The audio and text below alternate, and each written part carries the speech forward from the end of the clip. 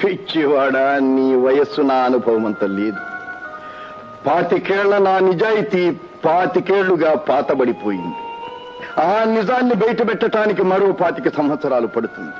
అంతవరకు ఉండేదెవరు, పోయేదెవరు?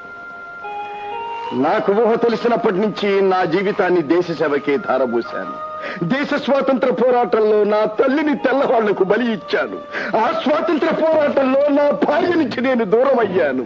ఆ స్వాతంత్ర పోరాటంలో నాకు ఒక బిడ్డ పుట్టారన్న సంగతి కూడా తెలియని అంధకార జీవితం గడిపాను. దీనికి కారణం ఆ ముగ్గురే నన్ను నా భార్యా బిడ్డల నుంచి దూరం చేశారు.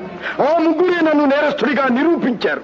నేను చెయ్యని నేరాలకు ఇన్ని శిక్షలు అనుభవించినా ఈనాడు నన్ను పట్టుకోవడానికి ఇంతమంది పోలీసు బలగం, ఇన్ని కోర్టులు, నన్ను ఉరికంబ వెక్కించటానికి ఇన్ని